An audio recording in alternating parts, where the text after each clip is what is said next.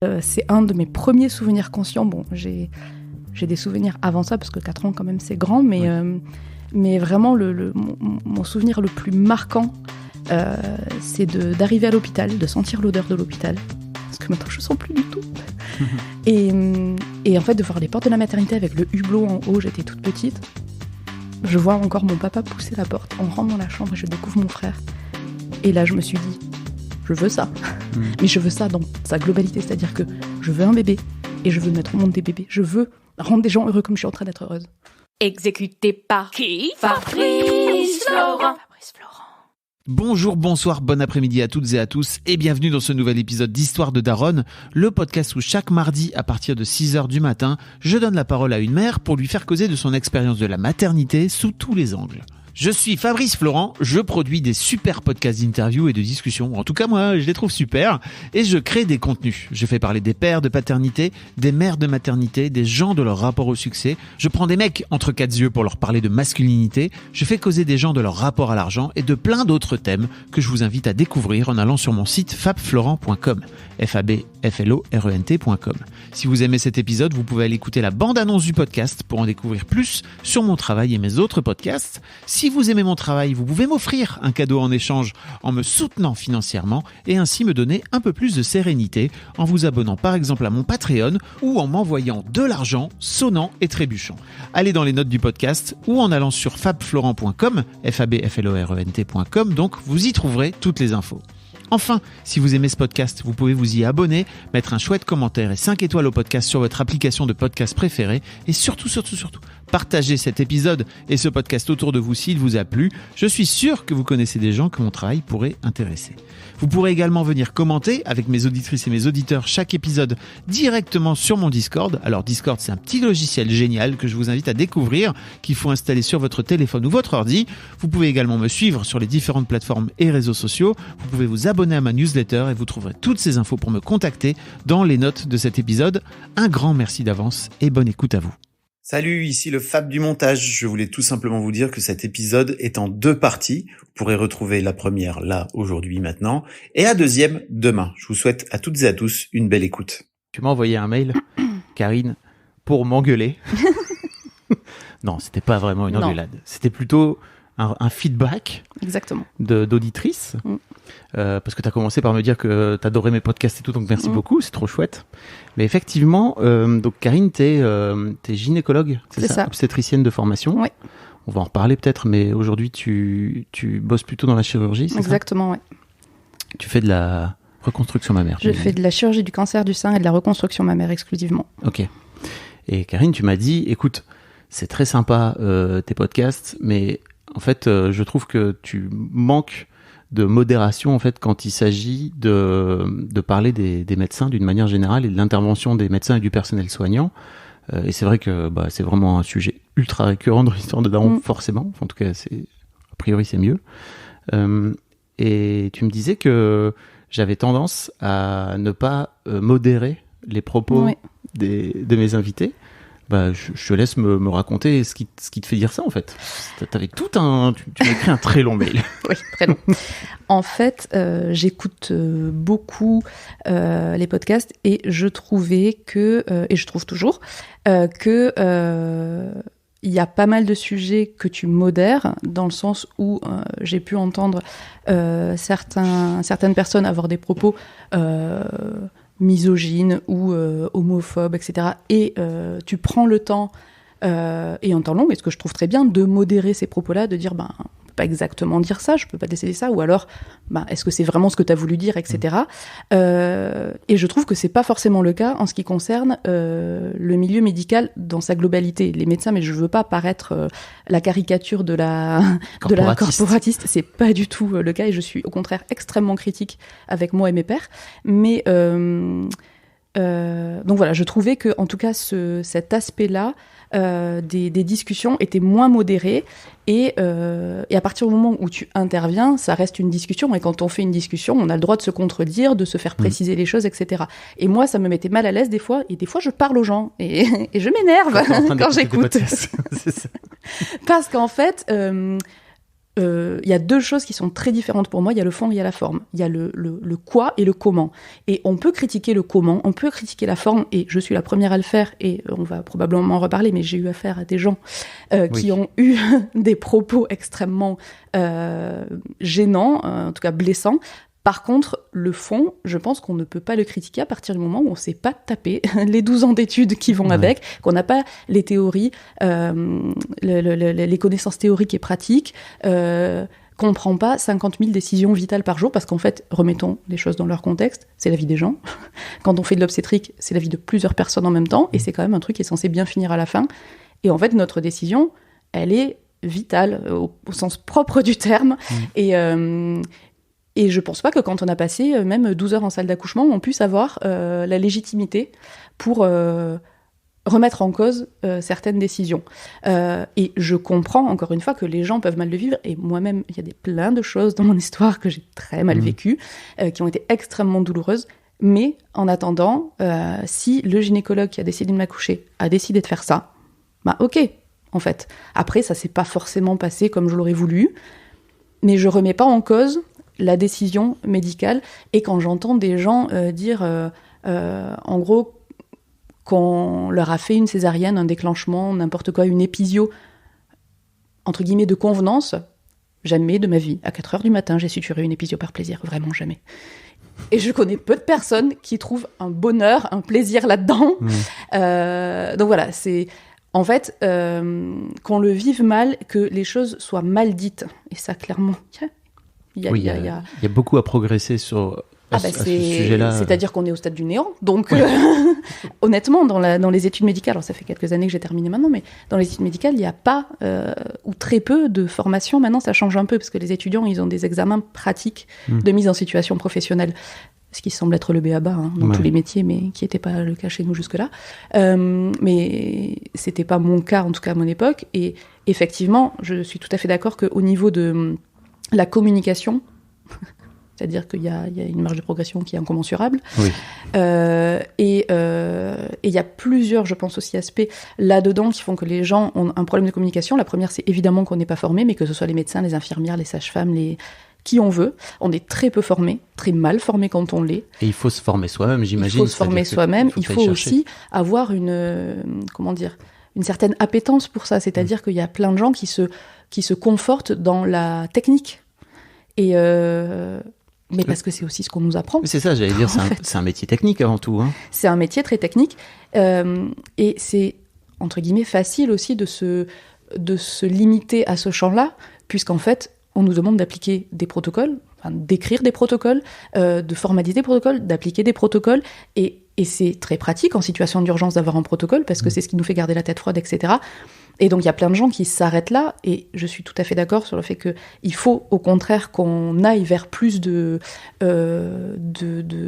relations humaines, parce que c'est quand même le fond de notre métier, les humains.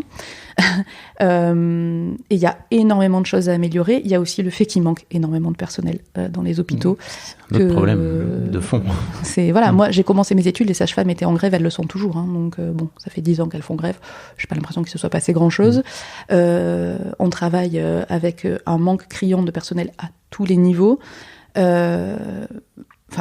C'est désastreux. Et donc, forcément, quand on enchaîne, moi, ça m'est arrivé de travailler 100 heures par semaine. Bon, en fait, au bout d'un moment, c'est dur de parler correctement. Et même si on n'a pas l'impression de mal parler, hein, évidemment. T'as jamais eu, toi, l'envie de mal parler aux gens? J'ai jamais eu envie de mal me comporter, vraiment, je vous assure. Même après pas avoir dormi pendant 36 heures. Mais en fait, je pense qu'il y a des fois où on n'a plus la lucidité nécessaire. Ou, encore une fois, on a appris des protocoles par cœur. Donc, évidemment qu'on peut les appliquer avec toute la lucidité du monde, même quand ça fait 30 heures qu'on n'a pas dormi. Par contre, savoir l'expliquer et savoir être humainement enveloppant pour des gens qui sont en train de vivre un moment angoissant qui est censé être un moment heureux, ça, évidemment qu'on l'a plus, quoi. Donc je pense qu'il y a plusieurs voies de progression aussi, et que évidemment qu'il faut progresser. Il y a aussi une forme, pour moi, je vois aussi un truc qui te permet de pouvoir mettre une barrière aussi, c'est-à-dire que quand tu restes dans la technique et le protocole, et que tu vas pas sur l'aspect de l'émotionnel, c'est quand même vachement plus simple, parce que j'imagine à quel point bah tu peux avoir potentiellement des dizaines de cas dans la journée. Si à chaque fois tu prends l'émotion dans la gueule des gens, ça plus effectivement toutes les conditions de travail qui sont difficiles, j'imagine à quel point ça doit être dur, quoi. Et puis ta vie qui en fait est pas toujours non plus, enfin t'arrives pas au boulot en mettant tout le reste de côté, quoi. Donc il y a des nuits où t'as pas dormi, il y a des fois où ta grand-mère est décédée, il y a des fois où où t'as pas eu le temps de faire ce qui était prévu, t'as 1000 trucs à faire, et en vrai, enfin, comme dans tous les métiers, le milieu médical n'est qu'un échantillon représentatif de la population générale. Et donc, il y a des fois où c'est en fait hyper compliqué. Et moi, je peux me rappeler de dates et de gens très précis, d'histoires qui m'ont, vraiment, rien que d'y penser, ça remonte, mais qui m'ont marqué. Et c'était il y a 10 ans. Et en fait, c'est des histoires qui m'ont marqué. Et oui, en effet, tu mets une barrière parce qu'en fait, tu vois, 10 ans après, j'ai encore des trémolos dans la voix en y pensant, parce que c'est des trucs... Tu peux pas prendre ces bagages-là pour toi. Et là, vous le voyez pas, mais t'as les larmes qui montent aux yeux, Karine. Ouais, parce que c'est des trucs hyper puissants. Et encore, j'ai de la chance. À l'époque, j'avais pas d'enfant, parce que je me rappelle des gardes d'obstétrique quand j'étais enceinte, où notamment j'ai dû accoucher une patiente enceinte de 4 mois et demi. On était exactement au même terme, et elle accouchait d'un enfant décédé. Enfin, ça, je peux te dire que toute ta vie, tu t'en rappelles, en fait. Toute ta vie, tu t'en rappelles. Et en fait, on est obligé de se protéger aussi. Après, il faut apprendre à se protéger tout en protégeant l'autre aussi, de notre propre protection. Et c'est ça qu'on n'a pas. Ça manque clairement dans la formation. Ouais. Et en fait, clairement, c'est douloureux pour tout le monde. Enfin, moi, je me rappelle, quand je te dis d'heures, en fait, c'est pas d'heures, c'est de jours, voire de semaines, à débriefer avec mes collègues qui sont forcément devenus des amis, parce que quand tu passes par tant de galères et passer 80 heures par semaine avec les mêmes personnes, forcément, ça soude. Et quand tu vis des trucs hyper intenses, voire traumatisants avec des personnes, forcément, ça te soude. Et on en parlait encore des mois et des années après. Donc, en fait, c'est un manque pour tout le monde. Moi, j'ai arrêté ce côté-là de ma profession aussi pour ça, parce que c'était... je suis quelqu'un d'extrêmement émotif, qui prend beaucoup les choses à cœur. C'était trop dur émotionnellement. Ça l'est encore, d'ailleurs. Ça l'est encore. C'était beaucoup trop dur émotionnellement de gérer ça. Alors, ça va paraître extrêmement prétentieux, mais parce qu'aussi, j'essaie vraiment de faire attention aux gens. Mais c'est pas prétentieux de dire ça, pourquoi tu dis ça? Parce que ça fait genre la meuf qui... Non, mais parce que moi, tu comprends, je prends soin des gens, donc forcément... Non, mais tu peux avoir des appétences, comme tu disais, tu peux avoir des appétences personnelles qui vont plutôt vers là, quoi. Oui, moi, je suis un peu à faire des câlins, donc forcément, j'ai envie que les gens vivent bien la situation. Et du coup, parfois, c'est à ton propre détriment, en fait. Parce que les gens, il faut les entourer, mais il faut pas s'oublier aussi dans le truc. Et c'est très dur de trouver sa place, en fait. C'est vraiment très dur de trouver sa place, parce que des fois, tu vas trop loin, et c'est toi que tu mets en danger. Et... Enfin, moi... Donc l'internat de gynéco, ça dure 5 ans. Moi, au bout de 1 an et demi, j'ai fait une dépression, j'étais sous antidépresseurs, et clairement, heureusement qu'il y avait des balustrades dans mon appart, sinon je sautais sous le tram, quoi. Vraiment, c'était extrêmement dur. Ah ouais. Parce qu'en fait, tu vis des trucs et t'es pas accompagné. T'as pas de débrief. Mon mari, il est psychiatre, et eux, ils ont des séances d'accompagnement pour discuter entre eux, pour prendre un peu de hauteur sur les choses. Nous, jamais. Moi, en 5 ans, j'en ai pas eu une seule, jamais. Jamais. Il y a des situations extrêmement dures. Bon, il y a des situations où il y a des enfants qui meurent, où il y a des mamans qui meurent. C'est très dur. Il y a aussi des situations où il y a des enfants qui restent hospitalisés et qui seront handicapés toute leur vie.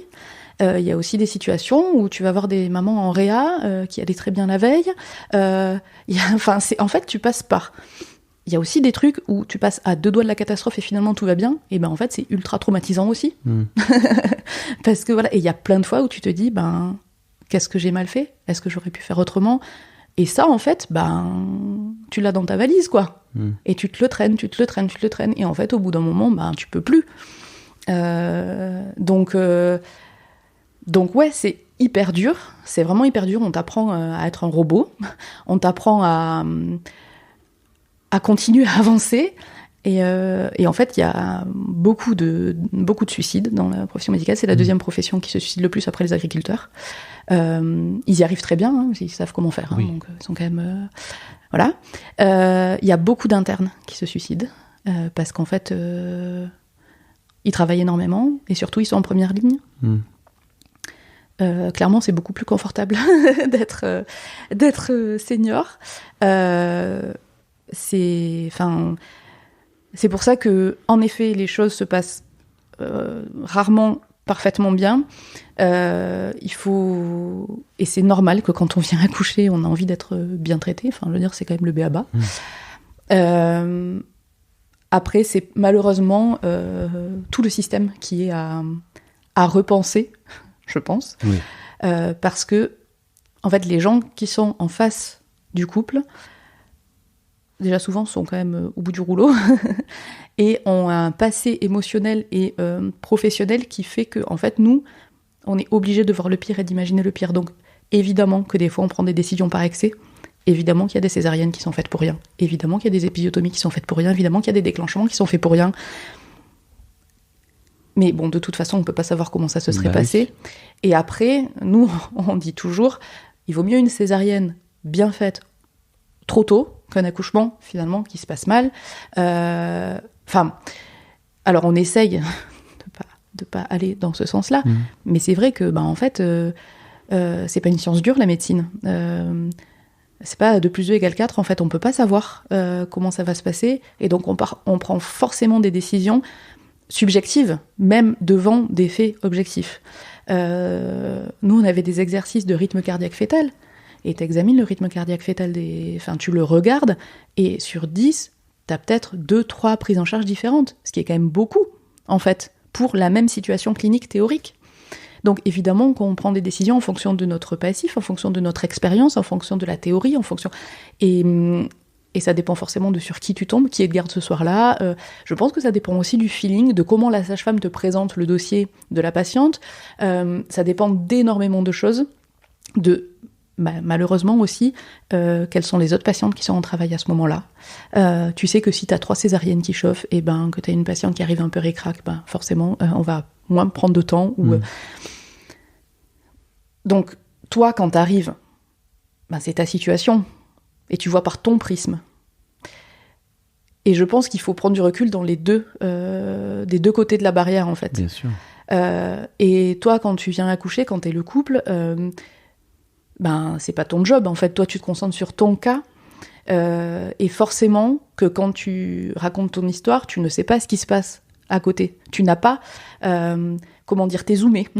Ouais. T'as pas l'entièreté du champ.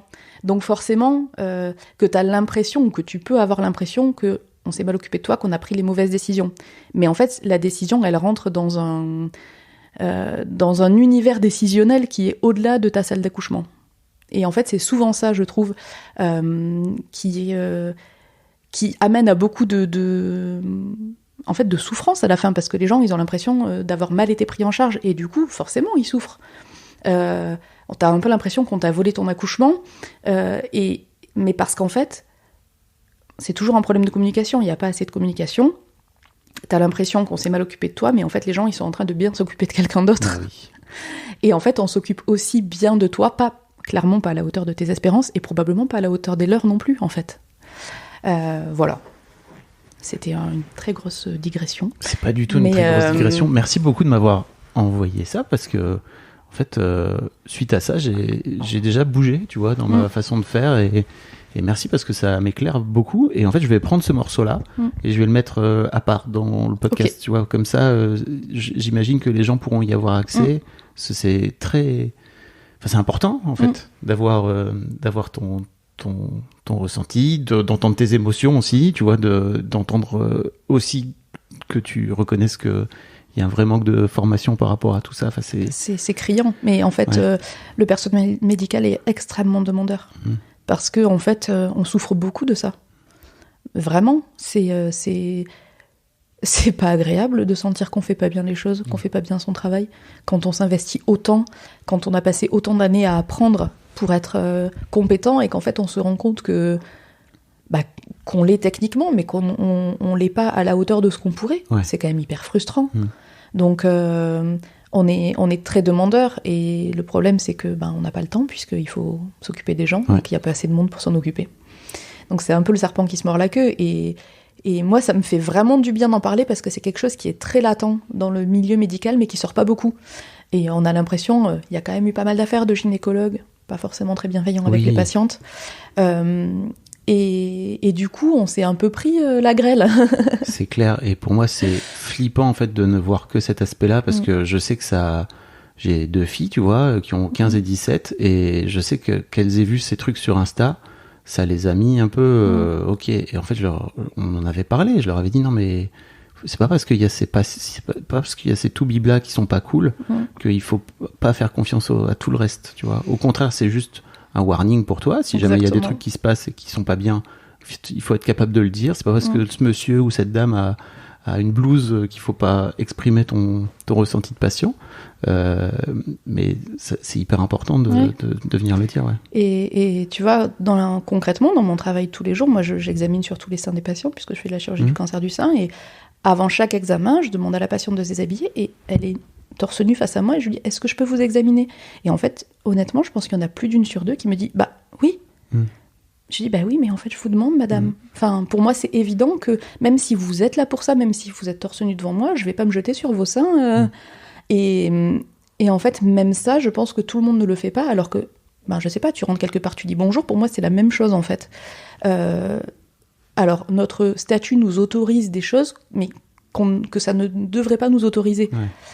On se permet des choses parce qu'on a ce statut de médecin, alors qu'en fait, on est un humain face à un humain qui a des compétences et un humain qui a besoin de nous, en fait. Et ça s'arrête là. On n'a pas plus de droits que ça sur les gens. On a des connaissances, on a des compétences, et cette personne a besoin de nous, mais il n'y a pas de... Pour moi, en tout cas, je pense que c'est comme ça que ça devrait être, il n'y a pas de relation hiérarchique, dans le sens où je suis là pour l'aider, j'ai les connaissances, mais en fait, je ne peux exercer mon métier qu'avec ces personnes aussi. Tu vois ce que je veux dire ? C'est-à-dire qu'il y a vraiment c'est une relation. C'est pas du tout unidirectionnel. Et ce qui, du coup, la réciproque, c'est que je prends aussi ce que la personne a à me donner. Et en fait, c'est ça qui nous enrichit tous les jours. Enfin, moi, c'est évident que je fais ça pour les gens, et que quand les gens, ils arrivent... hier, j'étais en consultation toute la journée, et avec ma secrétaire, à la fin de la journée, on débriefait, on se disait c'était une super consulte. En fait, les gens, ils arrivent, ils avaient le sourire, ils étaient trop contents de leur opération. Tu les as soignés, déjà c'est trop bien, en plus c'est joli. Je veux dire, c'est trop cool, quoi. Tu vois, en vrai, c'est trop cool, mais moi, c'est ça qui me rend heureuse, c'est de voir que les gens vont bien et sont heureux. Donc en fait, tu peux pas, par ton statut et par ce qui pourrait être ta supériorité sur l'autre, en faire une arme de destruction, parce que en fait, c'est un peu ça qui se passe, concrètement. Au contraire, on est là pour que ce soit encore mieux, en fait. On est vraiment là, pour que ce soit encore plus beau. Donc, c'est donnant, quoi. Et moi, je reçois énormément de mes patientes. Ils sont trop cool. Eh ben, dis donc, Karine. Ouais. Et tout ça, on n'a même pas encore parlé de ton histoire de daronne. C'est mal barré, hein. Attends, bouge pas. J'ai pris je sais pas combien de mouchoirs en plus, mais je les ai pas sortis. Ouais. Ça part mal, hein. Non, ça part bien. Bon, petite pause mouchoir, là. Ça va mieux. Bon, merci beaucoup pour tes émotions. Je comprends que tu as eu besoin de m'écrire parce que je vois très bien à quel point ça te touche. Ouais. Et que tu m'as dit un truc génial. Tu m'as dit, j'ai pas envie d'arrêter d'écouter ton podcast. Donc, s'il te plaît, change. Ouais. En fait, c'est vrai. J'ai pas envie parce que comme je dis, j'adore les gens et en fait, j'adore écouter. Je fais beaucoup de travaux manuels et donc souvent j'ai mon téléphone à côté et mon casque qui me permettent d'écouter et en fait j'adore, et c'est vrai que j'ai pas envie d'arrêter parce que surtout je trouve que ça apporterait encore autre chose. Et c'est surtout ça, je trouve ça bien si ça peut... Écoute, merci, ça m'a d'ores et déjà fait évoluer, tu vois, c'est important. Et encore plus, là maintenant que je t'ai vu en vrai, j'ai compris quelque chose. Ouais. Mais on est là, en fait, à la base, pour parler de ton histoire de daronne. Hein. Il paraît. Où t'as une histoire de daronne d'autant plus... En fait, je comprends d'autant plus ton parcours que tu me racontes, tout ce que tu m'as raconté pendant les premières 20 minutes là où on a causé ensemble, c'est que je comprends à quel point il y a un truc qui a pas été simple dans ton parcours. Tu m'as écrit un mail en me disant gynéco plus pédopsie égale marier 2 enfants. Ouais. Ou en gros, dans ton couple, t'es gynéco, lui il est pédopsie, et ça regroupe plein d'aspects de ce qu'on raconte dans l'histoire de Daron et dans l'histoire de Daronne d'une manière générale. On baigne dans la parentalité, nous. Ouais. Donc vous avez 2 enfants aujourd'hui. On a 2 enfants, ouais. 5 ans, c'est ta fille 4 ans et demi et 2 ans. 4 ans et demi et 2 ans. Ouais. Et on peut y aller en fait si tu veux. D'où vient ce désir de maternité à la base? Moi, il est très corrélé à mon désir de devenir gynéco. En fait, moi j'ai une grande sœur qui a 11 mois de plus que moi et un petit frère qui a 5 ans de moins. Et en fait, quand j'avais 4 ans, ma maman, on habitait dans le sud, à côté de Toulouse, et ma maman est partie travailler à Paris, toute seule. Donc je suis restée avec ma sœur et mon papa, et elle venait faire une école en fait à Paris, elle était encore étudiante. Et en fait, quand elle est revenue, elle était enceinte de 6 mois. Et donc je l'ai vue avec son gros ventre, et puis on a passé l'été ensemble, et à la rentrée, elle a accouché, et en fait, c'est un de mes premiers souvenirs conscients. Bon, j'ai des souvenirs avant ça, parce que 4 ans, quand même, c'est grand, mais, mais vraiment, mon souvenir le plus marquant, c'est d'arriver à l'hôpital, de sentir l'odeur de l'hôpital, parce que maintenant, je ne sens plus du tout. Et en fait, de voir les portes de la maternité avec le hublot en haut, j'étais toute petite. Je vois encore mon papa pousser la porte. On rentre dans la chambre et je découvre mon frère. Et là, je me suis dit, je veux ça.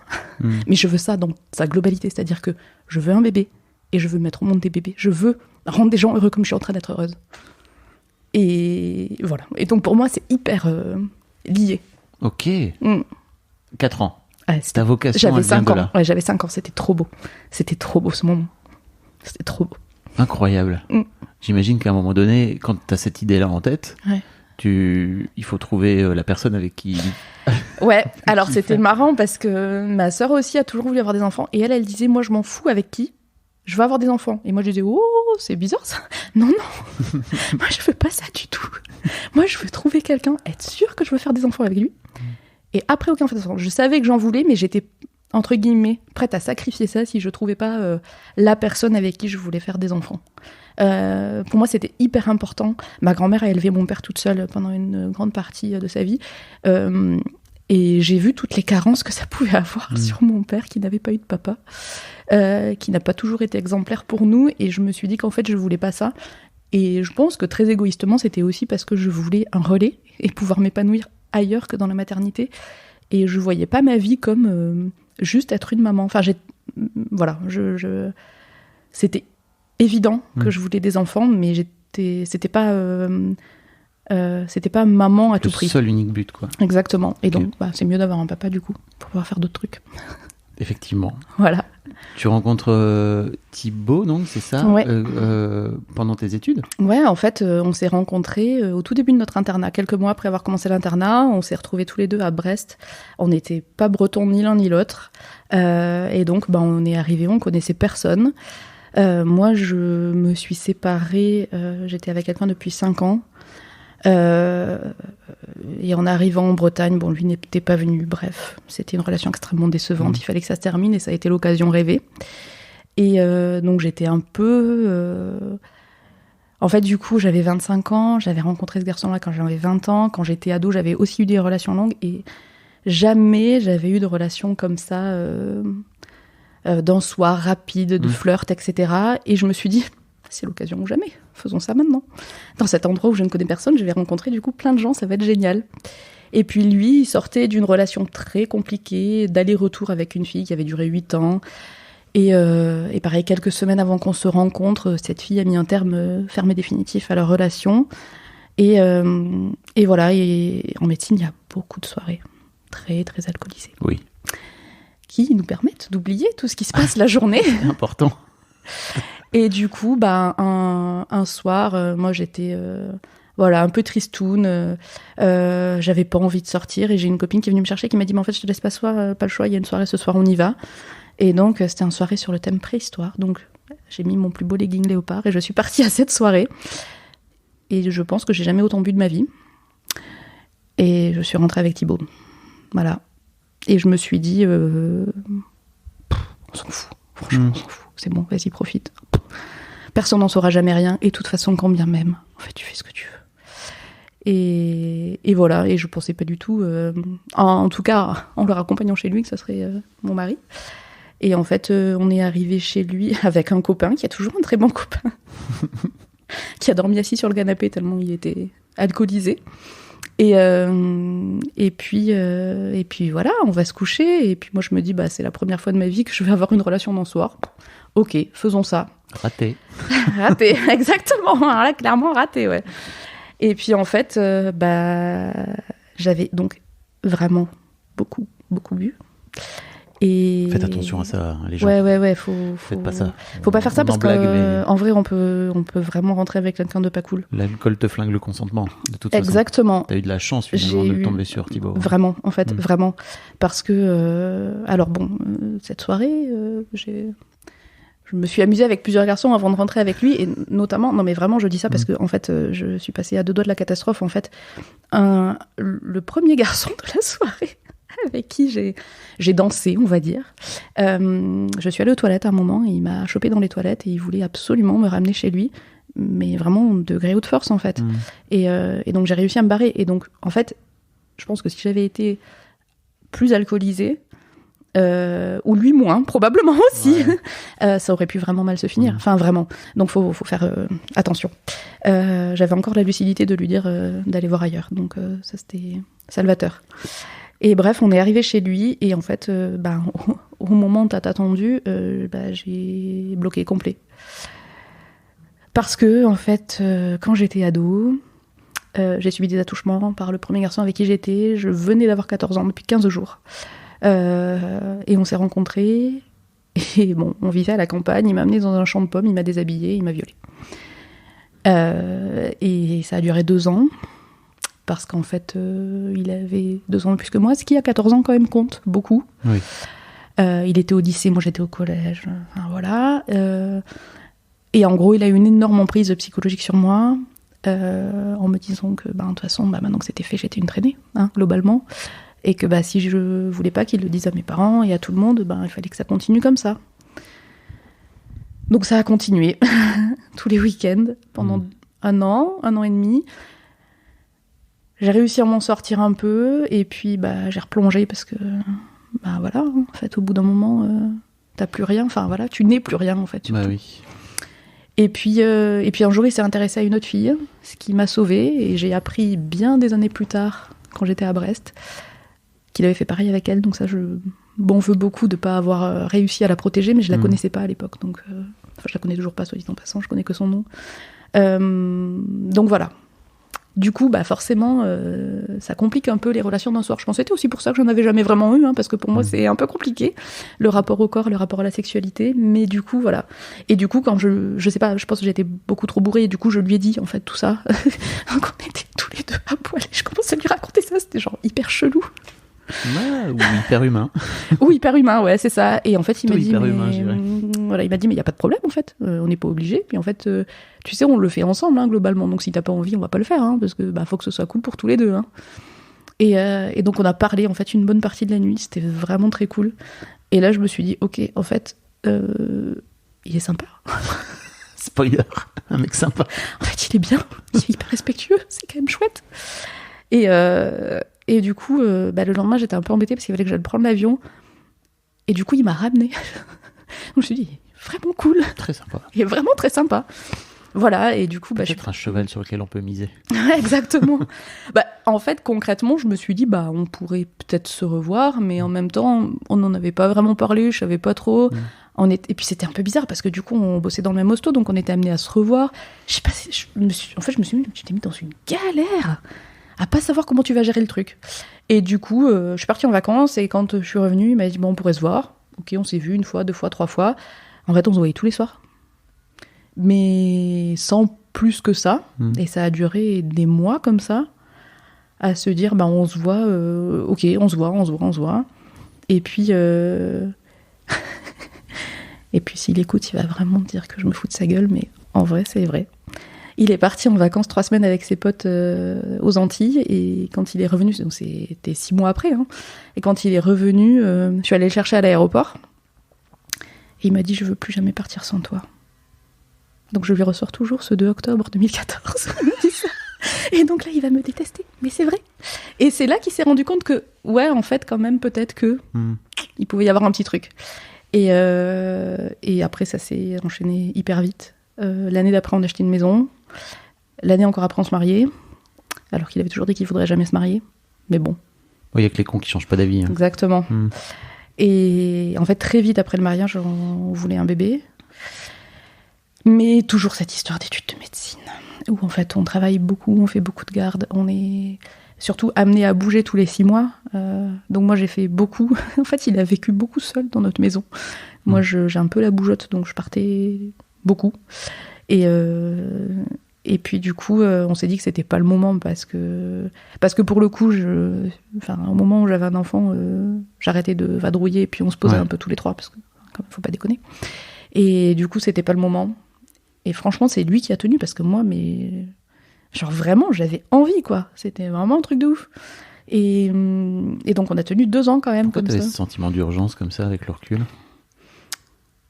Parce qu'en fait... Alors que t'étais encore étudiante, hein, rappelons-le. Ouais. T'avais pas terminé. Hein. Ouais, non, j'étais encore interne. Et je sais pas, j'avais... En fait, comme je savais que c'était lui...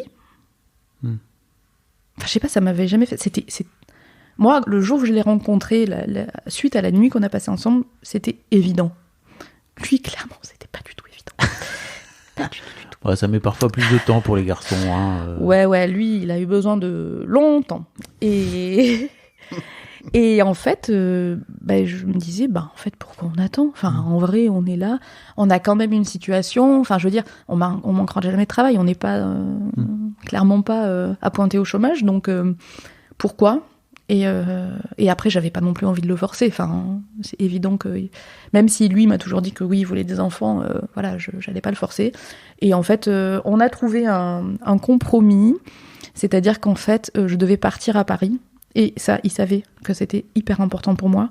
Je devais faire 6 mois à Paris et évidemment que j'allais pas faire 6 mois à Paris si on avait un enfant. Ça tombait sous le sens. Donc, du coup, on a décidé d'enlever mon stérilet juste avant que je parte. En se disant, du coup, comme on se verra pas pendant 6 mois, normalement, ça devrait pas arriver. Et puis, du coup, on met ça en route au retour. Et en fait, quand j'étais sur Paris, on se voyait 1 fois toutes les 3 semaines. Et moi, j'ai des cycles hyper irréguliers. Je ne sais jamais quand est-ce que je ovule, quand est-ce que je vais avoir mes règles. C'est toujours une surprise. Et du coup, ça a marché tout de suite. On s'est vus au bon moment, visiblement. Et donc, t'as fait tes 6 mois à Paris enceinte ? En fait, j'ai fait 4 mois sur 6 enceinte, ouais. C'était très cool. C'était horrible. C'était hyper fatigant. Parce qu'en fait... T'étais toute seule, en plus. J'étais toute seule. Ouais. J'étais toute seule, mais j'étais en coloc avec Sarah, qui est une excellente amie, qui était aussi une de mes co-internes quand j'étais à Brest, qui est venue à Paris en même temps que moi, qui m'a suivie pendant ma grossesse. Enfin, voilà. Donc, en fait, j'étais seule, mais pas vraiment seule. C'est-à-dire que j'avais quelqu'un d'extrêmement proche avec qui je vivais, donc... Mais j'avais pas Thibaut, et ça, vraiment, ça a été dur parce que... En plus, j'écrivais ma thèse en même temps. Et... Vraiment, tu choisis pas la vie en mode facile. Hein. Non, j'aime bien quand c'est un peu dur. Je sais pas. On y revient, toujours à ce truc no pain, no gain. Quoi, tu vois, c'est ça. Et du coup, non, ça a été 3 mois. Les 3 premiers mois, franchement, c'était horrible. En plus, j'ai eu la grippe. Donc au début, ça allait parce que je pouvais dire que j'avais la grippe. Sauf qu'en fait, la grippe, ça dure quand même pas 3 mois. Oui. Et je faisais des malaises tout le temps. Tous les jours au bloc, je faisais des malaises. Ah, pendant tes interventions et tout. Alors. Ah, c'était horrible. J'ai perdu 5-6 kilos pendant le premier trimestre. Je rentrais des fois. Sarah, elle me retrouvait endormie sur le canapé, la lumière allumée, la musique allumée. J'étais cuite de chez cuite. Et je l'ai très vite dit à une de mes chefs, qui est aujourd'hui une très bonne copine, en disant, en fait, j'ai besoin d'un allié dans cette bataille. Et c'était ma directrice de thèse, donc elle savait aussi que des fois, il fallait me répéter plusieurs fois les choses. Parce que ça n'imprimait pas toujours. Et donc ça a été dur physiquement, mais en fait, j'étais tellement heureuse. Tellement heureuse.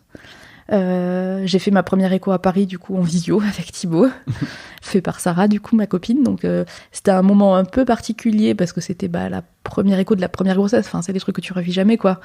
Et en fait, avec le recul, je me dis que ça nous laisse un souvenir quand même un peu original. Au moins, on s'en rappelle. Et du coup, on a des vidéos et tout, donc c'est rigolo. Voilà, et en fait, après, je suis rentrée. J'étais à 4 mois. Et on a eu un mois de mai génial, en fait. On a vécu tous les deux. Alors Thibaut, il a, comment dire, comme beaucoup d'hommes, je pense, il a découvert que j'étais enceinte le jour de l'accouchement. Hein. C'est-à-dire que il a eu beaucoup de mal à intellectualiser la grossesse. Il m'a... même en tant que psy, mais oui. avoir bossé, putain. En fait, moi je m'étais dit... Salut Thibaut, si tu m'écoutes. Ce mec, il est forcément mieux que les autres, il va savoir, il va être à mes petits soins, il va... Non, en fait, pas du tout. Enfin, il a été à mes petits soins, mais ce que je veux dire, c'est qu'il a pas du tout... Moi, j'aurais aimé qu'il pose la main sur mon ventre, j'aurais aimé qu'il soit content de la sentir bouger, et en fait, il était genre, ok. Bon. Incroyable. Ça n'a jamais été son délire. Je sais pas, ni pour le premier, ni pour le deuxième, ça a jamais été son truc. Ah, même pour le deuxième non, jamais. Je pense que ma fille a beaucoup plus été en interaction avec mon utérus que mon mari. Incroyable. Oui, non, ça a jamais été son kiff. Bon, après, okay. Chacun est comme il est, et puis voilà. Vu la suite des événements, je pense aussi que ça l'a énormément protégé. Et puis, donc voilà, on a passé un mois de mai vraiment trop cool, à vivre dans notre maison, au milieu de rien, tous les deux. C'était vraiment... Enfin, c'était trop bien de se retrouver, en fait. C'était trop cool. Et en fait, fin mai, on a fait l'échographie du 2e trimestre. Et donc, Sarah, toujours dans les bons coups, m'avait dit, en vrai, celle-là, je préfère pas la faire. Parce qu'on peut trouver des trucs. C'est l'écho, en fait, morpho. Donc, le but, c'est de... Tu veux dire en tant que ton amie, c'est ça ? Exactement. Okay. En fait, j'aurais été n'importe qui, elle m'aurait dit oui, mais là, elle me dit, il y a trop d'affect entre nous, il y a trop de... Enfin, forcément, on va être amenés à se revoir. Et elle me dit, j'ai pas envie de la faire parce que j'ai peur de trouver un truc, mais surtout, j'ai peur de pas trouver un truc. Oh oui. Et en fait, c'est pire de pas trouver un truc qui, finalement, aurait dû être diagnostiqué à ce moment-là. Et puis, en fait, j'étais tellement sur mon petit nuage au mois de mai que je n'ai jamais pris ce rendez-vous d'échographie, me disant « j'ai le temps ». Et en fait, non, je me suis retrouvée au pied du mur à la date butoir et je n'avais pas fait mon écho. Incroyable, les cordonniers mal chaussés. Ça, c'est ma spécialité. C'est un grand classique. Ça, vraiment. Et donc, du coup, on s'est retrouvés un vendredi après-midi et elle me dit « non, mais en fait, la Karine, il faut arrêter de déconner, il faut la faire ». Donc, on a pris un box d'écho à la fin des blocs et puis on est allé faire une échographie. Thibaut est arrivé, et en fait, au moment où elle allait poser la sonde sur mon ventre, il y a son chef de service qui l'appelle pour une situation très compliquée. Du coup, il sort téléphoner, et puis elle me dit, on commence. Je dis, oui, il est déjà tard, on commence. Et en fait, elle pose la sonde d'écho sur la tête, et on voit toutes les deux une grosse patate dans la tête. Et en fait, je pense qu'elle s'est dit, ok, en fait, c'est exactement pour ça que j'avais pas envie d'être là. Et moi, vraiment, ma première réaction, ça a été de ne rien dire, parce que pas vu, pas pris, tu sais, un peu du genre, ok, si on n'en parle pas, ça n'existe pas vraiment. Pas de Schrödinger. Exactement, sauf qu'en fait, globalement, toutes les deux, on a fait les mêmes études, donc toutes les deux, on sait que ça existe. Oui. Et elle a levé la sonde tout de suite, et elle l'a posée à l'opposé du ventre, et elle a fait toute l'écho. Thibaut est revenu dans cette espèce de non-dit où on a continué à rien dire. Et en fait, elle a fait toute l'écho avant de se remettre sur la tête. Et en fait, je sentais qu'elle était ultra gênée. Et je lui dis, Sarah, j'ai vu, c'est pas de ta faute, c'est pas toi qui lui as mis ce truc dans la tête, t'inquiète pas, tout va bien. Elle a fait l'écho, et ça ressemblait à ce qu'on appelle, dans notre jargon, un kyste de la fosse postérieure, qui est en fait un truc bénin, une poche d'eau qui est dans la partie arrière, au-dessus de la nuque, en fait, et qui est pas grand-chose. Et souvent, en fait, on demande une échographie dans un centre de référence. Donc il s'appelle le diagnostic anténatal, et donc on a quand même appelé un de nos chefs pour lui dire est-ce que tu peux venir jeter un coup d'écho, ce qu'il a fait, non sans nous engueuler d'être là à 18h un vendredi soir et à faire les trucs en loose day, ce qui n'était pas du tout en fait notre intention vraiment. Et donc il nous a dit oui, je pense que c'est ça, ok. Et puis il a dit lundi matin on en parle donc à notre responsable du diagnostic anténatal pour qu'elle fasse une écho de référence vraiment bien faite et tout ça. Et puis on est rentré en se disant c'est chiant. C'est chiant parce que en fait chez les gynécos c'est un peu tout bien ou tout mal. on a vraiment... tu peux jamais faire les choses à moitié, tu vois. Soit tout roule, tout va bien, t'accouches comme une fleur en 5 minutes, soit vraiment, c'est la merde du premier au dernier jour de la grossesse. Et tu dis ça, mais c'est un vrai truc. C'est un vrai truc. Tu parles dans ton mail, hein, c'est ça. Ouais, c'est un vrai truc. C'est un vrai truc. Moi, j'ai des copines, mais enfin, me disent mais c'est le kiff ultime. Et il y a des gens comme moi qui disent mais oui, j'adore en effet. Je suis hyper heureuse quand je suis enceinte, mais c'est une galère de A à Z. Et donc je dis ça à Thibaut, je dis j'espère que je suis pas en train de passer de l'autre côté de la barrière. Et puis le lundi, on fait l'écho, et puis ma chef me rassure en me disant tu sais, ça va, tout va bien. On va faire une IRM fétale de principe parce que ça fait partie du protocole, mais je suis pas inquiète. Ok. Et donc là, on était fermés. En fait, il fallait attendre un certain terme pour faire l'IRM, pour y voir concrètement bien. Du coup, on attend 1 mois de plus. Et donc, je fais mon IRM fin juin. Il faisait une canicule pas possible à Brest. C'est possible, c'était horrible. Sauf que rien n'est climatisé, puisqu'on n'est pas habitué. Donc vraiment, c'était horrible. On avait vraiment très très chaud et on va faire l'IRM fétale. On attend extrêmement longtemps. Et au bout d'un moment, c'est à moi, je m'allonge et en fait, elle se tenait pas tranquille et donc du coup, on a dû refaire les séquences 1000 fois pour qu'elle bouge pas. On re-attend une éternité. Et là, on nous appelle, donc on se lève. C'était la radiologue que je connaissais pas, que j'avais jamais vue, parce qu'on n'était pas dans l'hôpital où je travaillais. Et on rentre dans la salle, on était debout, elle avait pas encore fermé la porte, et elle nous dit c'est pas un kyste de la fosse postérieure, c'est une thrombose du torculaire. Autant te dire que là, Thibaut, il a décroché. Moi, j'ai compris tout de suite que ça s'engageait très mal pour nous. Et donc, on est restés hébétés, debout, à moitié dans le couloir, à moitié dans la salle de consulte, trop bizarre. Et donc il m'a regardé. Pour moi, dans ma tête, j'étais en train de me dire ok, donc là c'est la merde. Et lui, il a pas du tout compris parce que c'est pas du tout son domaine de prédilection. Et donc il lui a demandé des explications. Ce à quoi elle a répondu, je peux rien vous dire, je suis pas gynéco. Et il a dit est-ce qu'on peut voir les images de l'IRM ? Puis elle l'a regardé un peu en mode mais mon petit gars, tu crois que tu vas m'apprendre mon métier ? Oui. Donc elle lui a montré, voyez, voilà, c'est là. Voilà, Elle sait que t'es gynéco à ce moment-là. Elle sait que je suis gynéco, elle sait qu'on est tous les deux médecins, elle sait exactement qui on est. Et on repart. Elle me dit, appelez votre gynéco. Et on repart. J'ai pas pleuré jusqu'au parking. Et après, tant te dire que je me suis arrêtée 3 jours après. C'était horrible. C'était horrible, j'ai fait que pleurer, et donc lui il était dans un mutisme complet. Il m'a dit des mois plus tard qu'en fait on pouvait pas s'effondrer en même temps et qu'il avait tenu parce qu'il voyait que moi je pouvais pas. J'ai appelé ma chef qui m'avait fait l'écho au diagnostic anténatal, qui m'a dit je te revois demain. D'ici là je vais faire le tour de la biblio parce qu'en fait la malformation qu'a eu notre fille, donc c'est une thrombose du torculaire qui en fait encore aujourd'hui, on ne sait pas ce que c'est. C'est probablement un problème d'embryogénèse, donc de développement embryonnaire. Ce serait un problème d'apoptose, c'est-à-dire qu'elle n'a pas résorbé des vaisseaux qui étaient présents dans son cerveau. On a plein de petits vaisseaux, et en fait, les parois se résorbent et ça fait un grand canal qui fait toute la partie du milieu de la tête. Et elle, ça ne s'est pas résorbé, et du coup, le flux sanguin a fait des caillots dans sa tête. Donc elle avait des caillots dans ce gros vaisseau.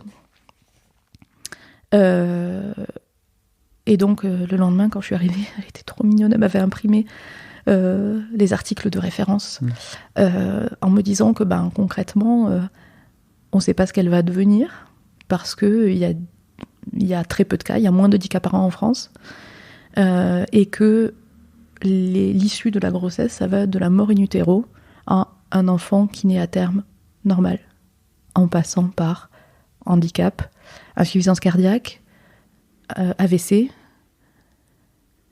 retard de croissance, c'est un moindre mal. Voilà. Et démerde-toi avec ça. Oui, c'est ça, j'allais dire. Bon wait courage. and see, en fait. Wait and see, parce qu'il n'y a rien d'autre à faire, il n'y a pas de traitement. Il n'y a pas plus de dépistage que ça. On est bien d'accord qu'il y a aussi une possibilité où tout va bien. Ouais. Il y a une possibilité où tout va bien, il y a une possibilité où le lendemain tu te réveilles et ton enfant est mort dans ton ventre. Ouais. C'est incroyable. C'est incroyable. En fait, je ne savais même pas que ça existait avant que ça m'arrive, forcément. Personne d'ailleurs à Brest, autant te dire que le secret médical, rien du tout. Tous les gens que je croisais dans l'hôpital savaient qui j'étais. T'étais un cas quelque part, c'est ça? Exactement. C'est ce qui est terrible dans ce cas-là, c'est que j'imagine que ça peut servir de cas d'étude, quoi. Exactement. Et du coup, le protocole qui a été mis en place, c'est une échographie cardiaque tous les mardis, parce que en fait, ça pouvait. Donc, c'était un problème veineux. Mais comme il y avait trop de sang, du coup, dû à ce caillot, la circulation veineuse se faisait mal, il pouvait y avoir une communication artério-veineuse. Et ça, c'est très mauvais, parce que du coup, ça se mélange, et donc ça finit par faire une insuffisance cardiaque, puisque ton cœur est obligé de pomper vachement plus. Et donc, j'avais une échographie cardiaque fétale tous les mardis pour vérifier qu'elle n'était pas en insuffisance cardiaque, et une IRM fétale toutes les 3 semaines pour surveiller l'évolution de ce caillot. Et de son évolution cérébrale globale. Il te reste 3 mois de grossesse, là? 3 mois de grossesse. Là, je suis à 6 mois. Ça, c'est le 26 juin, et je passe ma thèse le 29. Vraiment pas la vie en mode facile, Karine. Non. J'ai pleuré entre le 26 et le 29 au matin. La thèse était à 18h, je crois. Je me suis arrêtée de pleurer, je pense, à 17h50, globalement. On avait décidé... J'avoue, c'est plus Thibaut que moi, parce que moi, j'étais capable de rien décider, en fait. Il avait décidé qu'on ne le dise à personne. Parce qu'en vrai, il n'y avait pas grand-chose à dire. En fait, on ne savait rien. Et surtout, nous-mêmes, on n'avait pas digéré l'info. Et du coup, tu veux dire quoi? En fait, c'est vrai, a posteriori, parce que moi, j'étais genre, je peux pas garder ça pour moi, c'est vraiment trop dur. Mais en fait, tu veux dire quoi? Voilà. Donc, je l'ai dit à ma mère, quand même, qui était là depuis 3 jours pour m'aider dans les derniers préparatifs, parce qu'il fallait quand même que je révise l'oral de ma thèse, tout ça. Il y avait quand même des professeurs face à moi qu'il fallait que je fasse, que je donne le change et tout. Et puis, c'est quand même censé un peu être l'acmé de ta carrière, la fin de tes études médicales, un peu le point d'orgue des 10 années que tu viens de passer. Et donc, ma mère avait prévu de venir bien avant qu'on sache tout ça. J'étais obligée de lui dire, de toute façon... vu l'état dans lequel t'étais, j'imagine, tu pouvais le pas... Le suspense était maigre. Il fallait que je lui dise. Et bon, ma mère, elle est beaucoup dans l'émotion, donc... elle est un peu comme moi, donc on a pleuré ensemble, c'était bien. Voilà. Et puis, elle est pas du tout du milieu médical. J'ai personne de ma famille, ni de la famille de mon mari qui est dans le milieu médical, donc du coup, c'était bien, en fait, aussi, parce qu'elle l'a pas du tout rationalisé le truc en mode médecin. En fait, elle m'a vraiment pris comme ma maman, et ça, c'était cool. Et puis si quand même je l'ai dit du coup à ma directrice de thèse qui était venue de Paris pour ça parce que j'avais besoin de soutien et que c'est elle à qui j'avais dit que j'étais enceinte en premier et du coup je sais pas, en fait j'avais besoin qu'elle comprenne que ça allait pas être parfait parce que j'étais pas là-dedans en fait. C'était dur que ce soit pas parfait pour toi? En fait, non, parce que franchement, sur le moment, j'ai réussi à complètement mettre de côté. Ça, je suis très forte pour le déni. C'est vraiment une de mes grandes qualités, le déni. Et du coup, j'ai passé ce temps-là vraiment focus sur ce que j'avais à dire et tout ça. Et j'étais très fière de ce travail, en fait. J'étais vraiment très fière de ce travail. Et je voulais pas, entre guillemets, le gâcher pour un truc qui n'avait rien à voir, en fait. Enfin, qui avait à voir parce que ça, c'était ma vie aussi, mais qui n'avait pas de lien direct, en fait. Je voulais profiter de ce moment. C'est un moment que j'attendais depuis 10 ans. Et bien plus longtemps que ça, puisqu'en fait, ça faisait 20 ans à ce moment-là que je voulais... que tu voulais 25 ans que je voulais être gynéco, donc... en fait, j'avais pas envie que ça interfère. Donc j'ai réussi pendant 1 heure... Puis il y avait mes parents, ma belle famille, tous mes copains et tout. Enfin, je leur devais ça, en fait, un peu. Et c'est à cause de ça là que l'émotion monte, c'est que t'as l'impression que ça t'a un peu gâché ce moment-là. En fait, c'est un souvenir doux amer, vraiment. Parce que c'était trop bien, en fait. C'était... Enfin, je sais pas, t'es avec des gens qui t'aiment, et il y a des gens qui disent du bien de toi devant les gens qui t'aiment. En vrai, c'est trop cool. Tu vois, en vrai, c'est trop cool. Et c'est aussi la fin de tes études. Et ça, vraiment, c'est très cool. Et du coup, c'était vraiment un moment où t'es censé profiter, où t'es censé... Enfin, c'est que de l'amour, en fait. Et j'avais ce petit secret qui m'a empêché d'en profiter complètement. Et en même temps... pas complètement. Enfin, tu vois, j'ai l'impression d'avoir quand même un peu vécu le truc. Le plus dur, ça n'a pas été ce moment-là, ça a été après. Après, il y a toujours un petit pot, machin, tout ça, tu vois. Et là, tout le monde vient. J'étais à 6 mois de grossesse, donc ça se voyait. Et tout le monde vient poser la main sur le ventre. Ah, super. Et toi, t'es genre, super. Peut-être que la semaine prochaine, je serai plus enceinte. Ça, c'était dur. Le moment en soi, j'en ai pas profité vraiment parce que forcément, en fait, dans ta tête, t'as toujours un petit truc qui te dit, ouais, ok. Tu sais, j'avais aussi ce truc de me dire, qu'est-ce que je fous là ? Oui, il y a un côté un peu dérisoire par rapport à ça.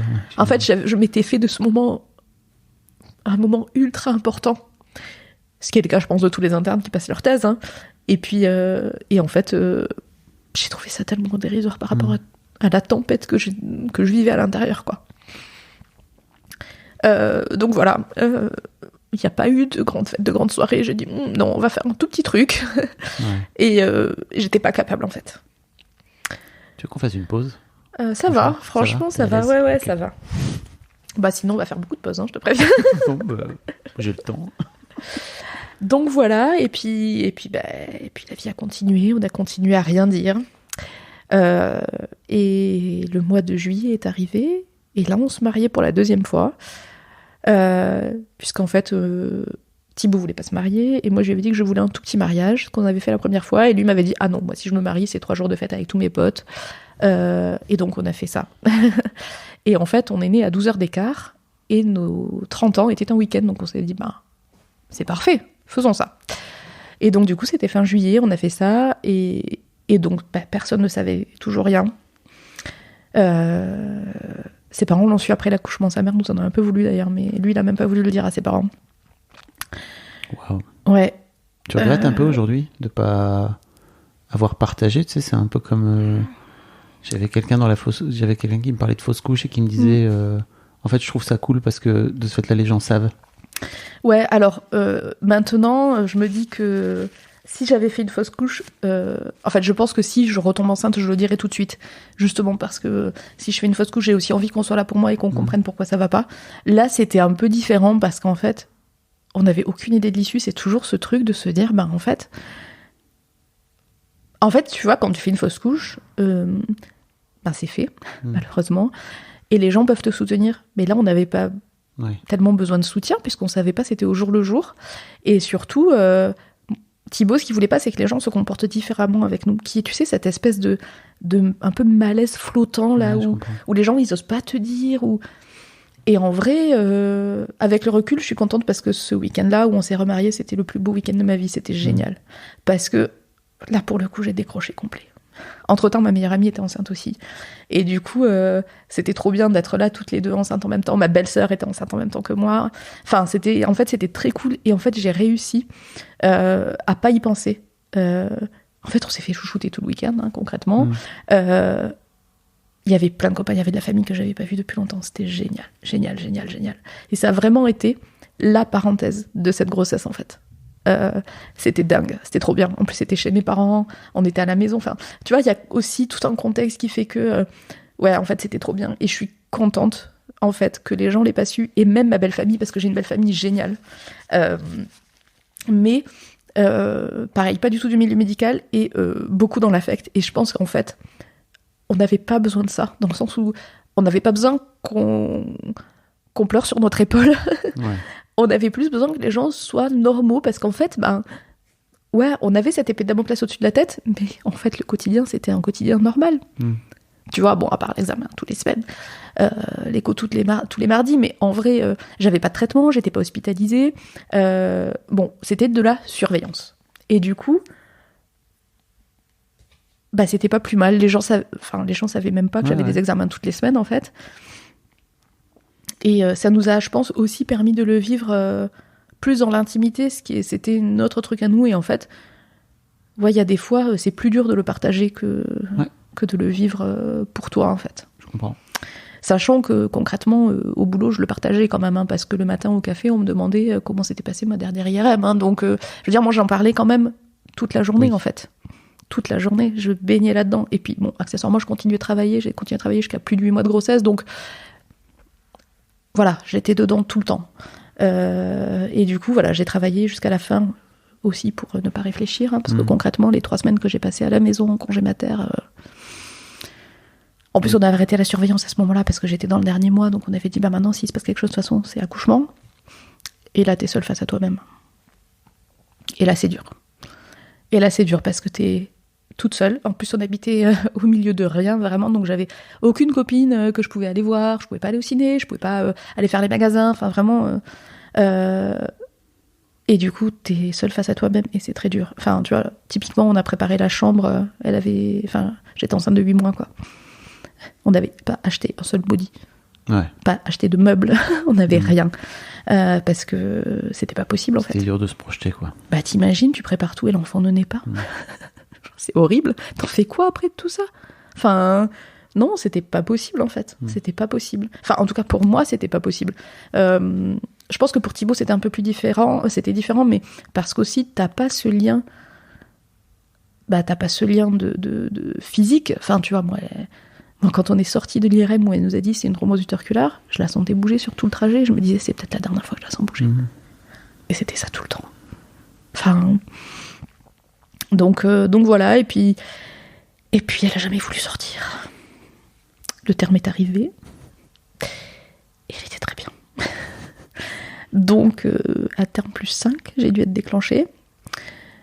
J'avais décidé d'accoucher au CHU, à l'hôpital où je travaillais, et en fait, j'aurais pas eu le choix. Puisque de toute façon, il fallait accoucher dans une maternité de niveau 3, parce que, en fait, elle pouvait nécessiter des soins de réanimation, donc on n'avait pas eu le choix. On a été suivis à Bicêtre, qui est le centre de référence, et ils nous avaient proposé d'accoucher chez eux. J'avoue que j'ai dit non parce que déjà je faisais entièrement confiance à mes collègues de Brest, et en plus ça faisait vraiment trop. Enfin, j'étais pas capable. En fait, ça avait été déjà très compliqué. J'étais pas capable de me dire qu'en plus j'allais accoucher dans un endroit que je connaissais pas, que je sentais hyper médicalisé, encore plus que là où j'allais accoucher. Tu sais, l'avantage quand même, quand t'accouches là où tu travailles, c'est que tout le monde te connaît. Je connaissais toutes les sages-femmes, je connaissais toutes les aides-soignantes. Je me suis fait tellement chouchouter. Oui. Enfin, et en fait, j'avais besoin de ça. C'était déjà suffisamment compliqué. J'étais pas capable de renoncer à ça, en fait. Et puis Thibaut me disait, tu sais, en fait, c'est un niveau 3 aussi, Brest, il n'y a pas forcément besoin, donc... Enfin, ne t'oblige pas, en fait. Ouais. On te le propose pour te rassurer. Si ça te rassure pas, ne le fais pas. Donc du coup, on a décidé d'accoucher à Brest, et quand je suis arrivée pour le déclenchement, c'était une de mes collègues, je pense qui avait juste quelques années de plus que moi, et je pense qu'il n'était pas très à l'aise avec le fait de devoir décider de ce qu'il fallait faire. Et elle m'a laissé le choix. Parce qu'en fait, j'avais un col un peu pourri, dans le jargon. En gros, intermédiaire entre une maturation, c'est-à-dire un pré-déclenchement, et un déclenchement avec la perfusion d'ocytocine. Et donc, elle m'a laissé choisir entre les deux options. Et je travaillais pas, moi, ce jour-là. J'avais pas envie de prendre cette décision. Enfin, tu vois, c'est hyper dur. Pour le coup, t'es patiente, quoi. Ouais. Et du coup, j'ai eu un peu de mal avec ça. Bon, j'ai décidé d'avoir un ballonné, du coup, d'avoir un pré-déclenchement, une maturation, parce qu'en fait, tu te replonges dans les stats et tu te dis que quand tu mets une perfusion d'ocytocine sur un col un peu pourri, le risque de césarienne est augmenté. Donc, c'est pas grave si ça prend 24 heures de plus, mais on va essayer de se donner toutes les chances pour accoucher voix basse, ce qui était un de mes souhaits profonds, d'accoucher par voix basse. Et en fait, on m'a mis le ballonnet et au bout de 2 minutes à peu près, le cœur a ralenti. Et puis, ça a duré pendant 5 heures, pas... en permanence, forcément, sinon ce serait jeté sur moi beaucoup plus tôt. Mais ça a duré quand même un bon moment. Et puis du coup, on a décidé d'enlever le ballonnet, de mettre une péridurale et là, de mettre la perfusion pour essayer d'accélérer le travail, parce qu'on ne peut pas laisser des ralentissements comme ça éternellement. Ce qui a été fait. Et puis ma maman, les passe-droits, c'est génial. Ma maman avait eu le droit d'être là en plus de mon mari en salle d'accouchement. Ouais. Okay. Je pense que vu le contexte, ils se sont dit on va pas être chiant. Et c'était une volonté de ta part ? Pas forcément. C'est une volonté de sa part. C'était une volonté de sa part, clairement. Okay. Je pense que ma sœur avait accouché 6 mois avant moi, et mais, honnêtement, mes parents sont pas du tout en mode de forcing et tout ça. C'est pas du tout des gens qui s'incrustent, mais ils ont réussi. Mon père est andalou, mon père a la tchatcha. Ils ont réussi à rentrer en salle d'accouchement quand ma sœur a accouché pour voir ma sœur et ma nièce, ça faisait 4 minutes qu'elle l'avait sur le ventre, quoi. Incroyable. Et du coup... Wow. Et du coup, je crois que ma mère, elle a trouvé ça normal. Et donc, elle pensait qu'elle allait pouvoir être là aussi. Mais c'est fou, ça. Et elle-même a accouché avec sa daronne qui était là ou pas? Non, pas du tout. Oui. Okay. Après, elles n'ont pas du tout la même relation que j'ai avec ma mère, donc je pense que ni l'une ni l'autre n'avait envie d'être là à ce moment-là. Ok. Et du coup, elle est restée toute la journée du déclenchement. Et puis, je crois que vers peut-être 23h, on lui a dit « il est peut-être temps que tu rentres. Là, quand même, je pense que vraiment, il va falloir que tu partes. » Donc, elle est partie en disant « Oh, c'est sûr ? Oui, on est sûr. Vas-y, va-t'en. » Elle est partie et en fait... Je me mets à la place de Thibaut, je me dis « Moi, j'aurais pas aimé avoir ma belle doche ouais, dans alors, les pattes à ce moment-là. » il était content quand elle est partie. Oui, et pourtant, il l'aime beaucoup. Oui. Mais vraiment, je crois qu'il s'est dit « Ah, ça y est, un accouchement comme j'avais pensé. » Au revoir, maman. Au revoir, belle maman. Salut. Et bonne nuit. Hein. Oui, c'est ça. Et du coup, quelques heures plus tard, le travail n'avançait pas tellement. Les ralentissements, eux, par contre, avançaient bien. Étaient toujours là. Du coup, on a décidé de faire une césarienne. Moi, j'ai pleuré toutes les larmes de mon corps parce que je me disais, je vais avoir une utérus cicatricielle, ça veut dire que les autres accouchements seront plus compliqués. Bon, voilà. En gros, pendant toute la durée du travail, j'ai regardé le rythme cardiaque fœtal. Je n'ai à aucun moment été patiente. À aucun moment. Mais pas l'ombre d'un instant. J'étais gynéco de garde. C'était horrible. Tu regrettes? Ouais. De ne pas avoir réussi à enlever ta casquette? Ouais. Je sais pas comment tu peux faire. En fait, j'étais absolument pas préparée. J'ai été dans un état où j'ai pas tellement profité de la grossesse parce que il y a pas grand chose à profiter. Hein. J'ai adoré être enceinte. J'ai adoré. Je sais pas, ça te fait un sentiment de... Moi, je me suis sentie hyper puissante en fait quand j'étais enceinte. Après, j'ai pas du tout réussi à... Même si j'ai réussi à créer un lien avec ma fille, je me suis pas sentie comme si j'allais accoucher. Et surtout, j'avais l'impression que quand elle était à l'intérieur, elle était sauvée, entre guillemets, parce que ça s'était bien passé en fait. Ouais. Sauf qu'en sortant, on savait pas ce qu'elle est, parce que ça peut aussi beurrer à l'accouchement, enfin à la naissance et dans le postpartum. Du coup, je pense que je l'ai retenue en fait. Je voulais pas accoucher. Et c'était hyper stressant, j'avais peur qu'il se passe un truc. J'étais dans les locaux où je travaillais. C'est hyper dur en fait de couper quand t'es au boulot en fait. Avec tes collègues, en plus, tout le monde passait, tu sais, je passe juste te faire un petit coucou. Ouais, tout l'hosto est passé me faire un petit coucou, donc en termes d'intimité, on est quand même... c'est pas ça, quoi. Voilà, et puis du coup, on m'a fait la césarienne. La petite anecdote, c'est qu'il y a une autre césarienne code rouge en même temps, et du coup, c'est un infirmier, un de mes collègues infirmiers qui a fini de me mettre les agrafes, donc c'était quand même... C'était marrant. J'ai vraiment été chouchoutée. C'était bien. La césarienne, c'est bien passé. Ma fille, en fait, elle est très bien à la naissance. Du coup, c'est son papa qui a fait du pot à pot avec elle. Ça, je pense que pour lui, c'est un super bon souvenir. Et puis, comme on a eu un petit passe-droit aussi, il a eu le droit de passer 2 heures avec moi en salle de réveil avec la petite. Donc ça, c'était très cool. Et puis après, on est monté dans le service et donc on était en unité koala. Qui est un espèce de truc un peu entre la néonate et la maternité pour une surveillance un peu renforcée du fait de la pathologie. Et on m'a dit, les pédiatres sont venus tout de suite et ils m'ont dit, en gros c'est très simple, à l'examen neurologique du nouveau-né, il faut qu'il tète. Bon, Jeanne n'a jamais tété, hein, voilà, comme ça c'est clair. Donc moi, je savais pas en fait, hein, c'était ma première grossesse, mon premier accouchement, mon premier postpartum, mon premier allaitement. Donc en fait, j'ai accouché à 4h du matin et la nuit d'après, elle a dormi 12 heures. Parce qu'en fait, je pense qu'elle n'était pas mature neurologiquement, elle n'a jamais réclamé à boire. Puis moi, autant te dire que j'ai dormi, hein, parce que bon, faut quand même pas déconner. Quand on te laisse dormir, tu dors. Et du coup, on m'a dit, mais il faut jamais faire ça, madame, faut jamais faire ça en fait. Bah ouais, mais bon. Personne me l'a dit. Je suis mère depuis 12 heures, donc je ne sais pas. Voilà, et du coup, j'ai fait un engorgement. Elle ne tétait pas, mais moi, on me disait, est-ce qu'elle tète? J'ai dit, oui, je pense que oui, mais en fait, je ne sais pas. On m'a jamais tété, donc je ne sais pas. Et en fait, on a répondu, je sais pas, à tout pendant des mois. Voilà, je ne sais pas. En plus, quand elle est née, on a découvert qu'elle avait aussi une malformation vasculaire de la face, qui est complètement indépendante. En gros, elle a le nez bleu et ça remonte jusqu'au milieu du crâne. Personne ne savait pourquoi, ni ce que c'était, voilà. On a programmé une IRM pour J13, donc quand elle avait 13 jours, elle a passé une IRM. Et là, le radiologue est venu nous voir en nous disant les séquelles d'hémorragie sont stables. Pardon. What? Bon, il s'avère qu'on avait été co-interne en premier semestre quand on s'est rencontré avec Thibaut, donc en plus c'était quelqu'un que vous connaissez, mais qui a fait comme s'il nous connaissait pas. C'était un truc hyper chelou. On revient à ce système de se protéger, quoi. Ouais. C'est toujours pareil. Ouais, c'était trop bizarre. Je pense qu'il savait pas comment nous le dire, qu'il était dégoûté d'être là, d'avoir affaire à nous. Honnêtement, j'étais pas hyper ravie qu'il soit là non plus. Hein. J'aurais préféré que ce soit quelqu'un que je connaisse pas. Mais bon, voilà, c'était comme ça. Et donc il nous a dit ça. Il lui a dit, c'est-à-dire qu'on savait pas qu'il y avait eu une hémorragie, donc du coup, merci. Mais, incroyable. Voilà. Avec le recul, ça aurait pas été mieux d'aller à Bicêtre pour être vraiment dans un, tu vois, de poser ta casquette peut-être. de gynéco, Peut-être. que tu connaisses personne, etc. Ouais, peut-être.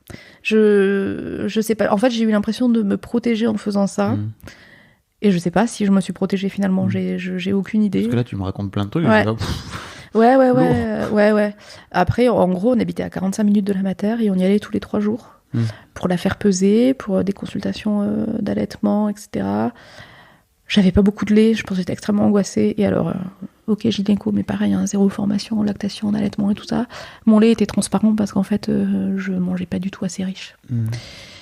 Donc forcément, quand tu bois de l'eau, tu ne grossis pas. Hein, donc, du coup, elle ne grossissait pas.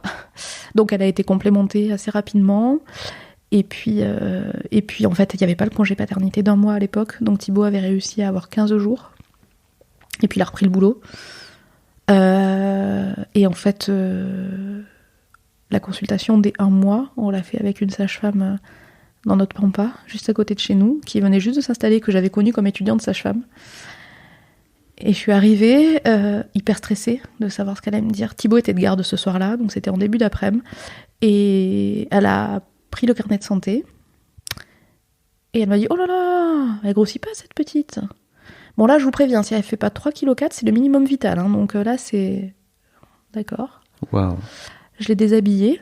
Donc elle l'a pesée en couche, ce qui normalement ne se fait pas parce que le ratio poids de la couche, poids du bébé à ce terme-là est quand même important. Et même en couche, elle faisait pas 3,4 kg. Donc comme c'est le minimum vital, ça veut dire quoi? Elle va mourir? Ça veut dire qu'en fait, je suis pas capable. En fait, c'est quoi le truc?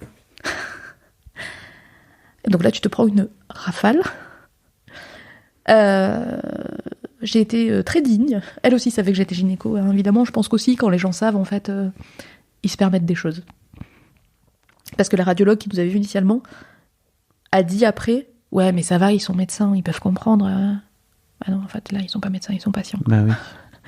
Et là, pareil, en fait, elle savait que j'étais gynéco, puisque j'étais interne quand elle était étudiante sage-femme. On avait déjà travaillé ensemble, et du coup, je pense qu'elle s'est permis des trucs. J'espère, en fait, qu'elle s'est permis des trucs qu'elle se serait pas permise. La mère de mes filles a connu exactement le même traitement à 1 mois, ouais, pareil.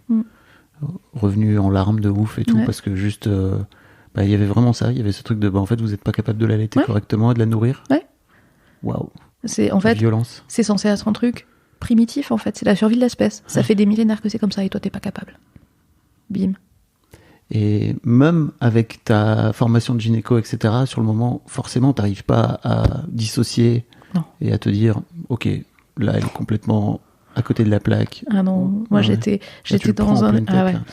Parce qu'en fait, t'es vraiment dans ton postpartum. De merde, dans ton postpartum de merde. Parce que vraiment, bon, je te passe les détails, on n'avait plus d'eau chez nous, hein, donc j'allais faire mes lessives chez ma copine Sarah, toujours la même.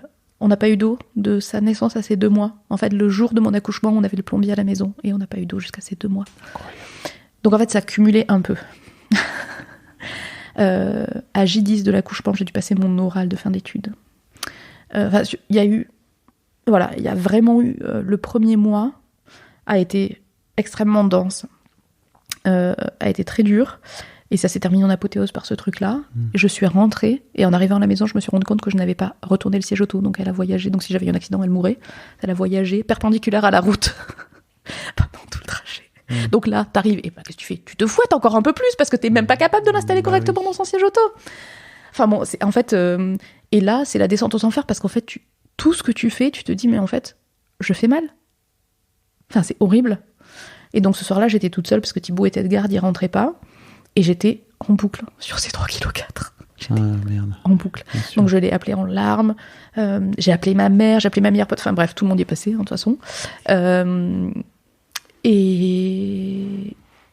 Et puis, ça a continué dans un état d'hypervigilance permanente, en fait. Je devais mettre un réveil toutes les 2 heures pour lui donner la tétée parce que du coup, comme elle mangeait pas, il fallait qu'elle mange plus régulièrement parce qu'elle prenait très peu à chaque fois. Donc, quand tu dors par phase d'1 heure, 1 heure et demie, jour et nuit, c'est compliqué de se remettre sur pattes. Un mois après l'accouchement, j'avais pas beaucoup grossi, j'avais pris que 7 kilos pendant la grossesse, mais j'étais plus mince un mois après l'accouchement que le jour de l'accouchement, c'était horrible. Et puis voilà, et les mois qui ont suivi, j'étais vraiment dans cette hypervigilance parce qu'on continuait de la surveiller, on avait des rendez-vous tout le temps et on savait pas ce que ça pouvait donner. Et là, tu commences à voir des dermatos, des neurologues, des ORL, tu continues à faire des IRM, ça s'arrête jamais. Et puis j'ai repris, en fait, à la fin du congé mater. Donc elle avait 3 mois quand j'ai repris. Et j'ai appris que le poste que je devais avoir à Brest, on me le donnerait pas parce que tu comprends, j'ai fait un enfant. Donc maintenant, il faut que je m'en occupe. Ah oui. La totale, quoi. Oui, et puis... et tu le voulais, ce poste, j'imagine? Bah oui. Ouais.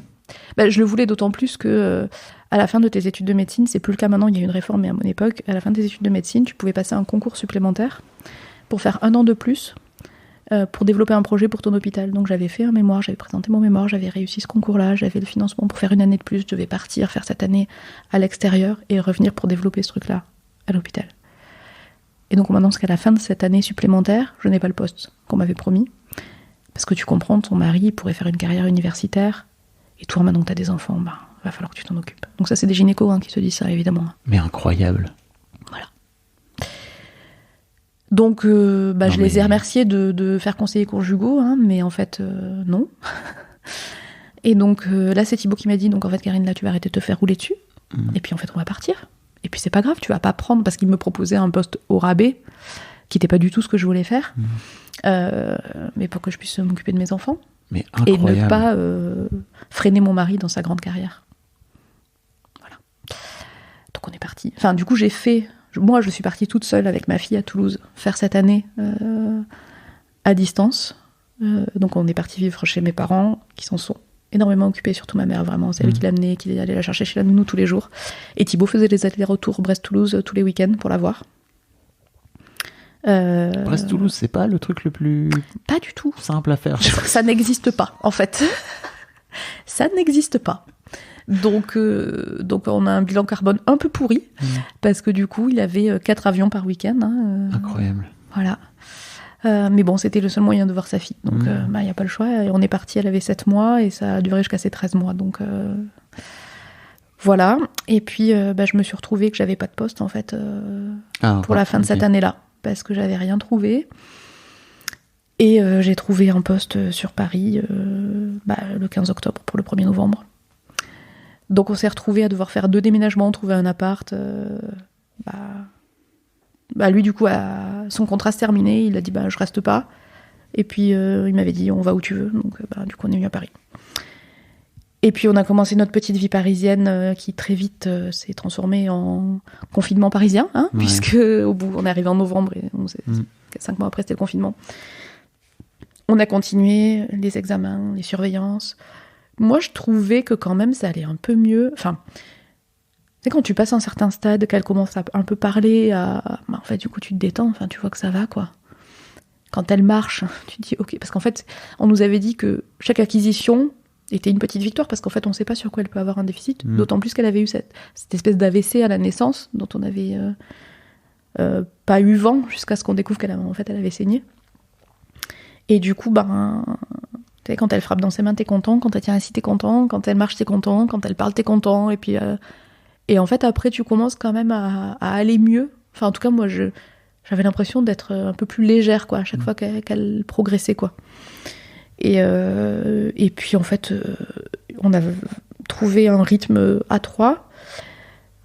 Et du coup, moi, très vite, j'en ai voulu un deuxième. Et non, mais en fait, maintenant c'est cool, ça va. Allez, on se remet dans la galère. Un grand merci à vous d'avoir écouté jusqu'au bout. Pensez à rejoindre le serveur Discord pour venir commenter avec le reste de ma commu. Je vous trouverai tous les liens dans les notes de cet épisode. Et si mon travail vous plaît, je vous rappelle que vous pouvez m'offrir en échange un peu de sérénité en vous abonnant à mon Patreon ou en m'envoyant de l'argent en vous munissant de votre CB. Vous trouverez tous les liens dans les notes de cet épisode également. Bonne fin de journée et j'espère à très bientôt pour un nouvel épisode de podcast.